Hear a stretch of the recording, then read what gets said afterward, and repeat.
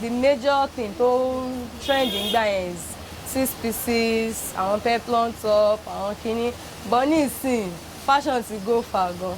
Ní ìsìn ẹ máa rí àwọn corsets, àwọn bíi kíkùn kó snatch, kí bust kó yọ, kí add bonbon, all those kind of things ó ti upgrade. Mi ò dẹ̀ kọ́ nígbà tí èmi ń kọ́ṣẹ́. Báwo lẹ ṣe wá mọ̀? Ó náà mo sọ èèyàn ń kọ́ṣẹ́ every time mi ìwà yìí gan mo ṣe ń kọ́ṣẹ́ torí ojoojúmọ́ ni new styles máa ń jáde. eléyìí jẹ́ a máa da orí bátìrì méjèèjì positive and negative.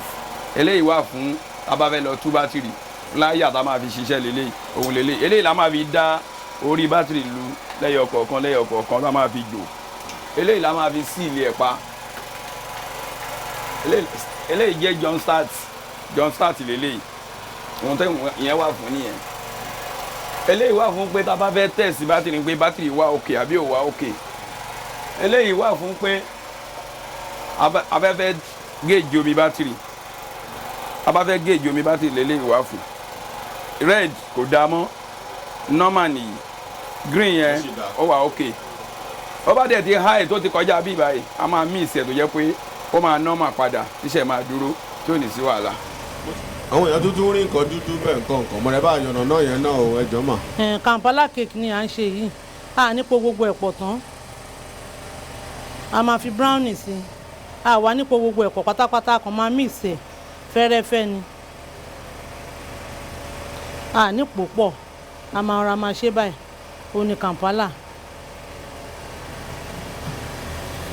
Àwọn kan ń lò ẹ̀bọ̀ àwọn kan lògùn bẹ́kẹ́ fọwọ́n tó bá yẹ ẹ bá mi ṣàlàyé lé gangan. Ní pé etí táyà yẹn ẹ̀mọ̀ pọ́n táyà tó ń ṣe ń sìn wọ́n máa ń kó sínú ara wọn ni so etí ẹ̀ ti máa wá lọ sódà kò ní lè straight ti máa ra rim tá bá ní ká fi síbẹ̀ ká pump ẹ̀ àtẹ́gùn ò ní ráyè dúró tá bá fi fún yẹn sí ó máa jẹ́ kí ibi tó ti ń tò ní etí yẹn máa block ẹ̀ àtẹ́gùn ẹ̀ máa ráyè wọnú ẹ̀. Fún ní àbẹ́bà.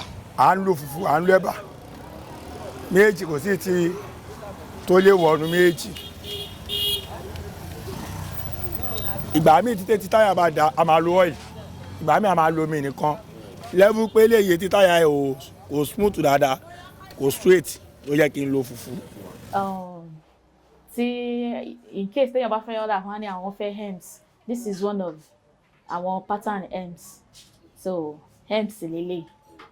So àwọn ẹlòmíì wọ́n lè ní àwọn fẹ́ inú ẹ̀ kó jẹ́ brown, ó depend lórí inner inú tẹ́ bá fẹ́ eléyìí red lélẹ̀, but kò mí pé torí pé lè jẹ́ red everything náà máa jẹ́ red. A ní ìmí tó jẹ́ cream colour ní inú ẹ̀, so a ní ìmí tó jẹ́ pé white, ó depend lórí nǹkan tẹ́nìyẹn bá fẹ́. Then colour tó bá fẹ́ eléyìí náà kì í ṣe torí pé ó jẹ́ black ó máa jẹ́ black, we can do it in white, in brown, different colours. Generator eléyìí tó wà lórí table 3.0 ní 3000 kVA United Power àdẹ̀ni lóríṣiríṣi bẹ́ẹ̀ náà helipack wà, sume fireman wà, high power wà. So ní ibi báyìí starter ni à ń pe eléyìí ní okùnfà ẹ̀ starter.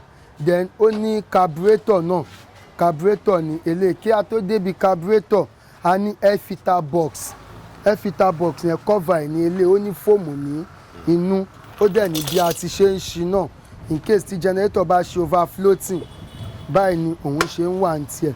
So tẹ́ bá fẹ́ ṣe ẹ̀fà ilé ìsókè méjì ní ìkan náà wà nísàlẹ̀ bí ẹ̀fà òun náà, so ẹ̀ ṣí air filter box lélẹ̀, carburetor lélẹ̀, starter lélẹ̀, plug ẹ̀ ni ó wà ní ẹ̀yìn ẹ̀ yìí.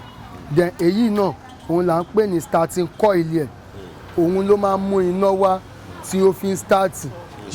Irú eléyìí ń sìn half náà la máa pè self creativity lélẹ́yìn náà ń sìn. Tó tẹ́ bá ra àwọn material yìí wàá gé template ẹ̀ bóyá orí ń bì kan ní àbíyàn ló mú design yẹn wá, you have to cut the template, so from there you lining it, wàá fi lining sí.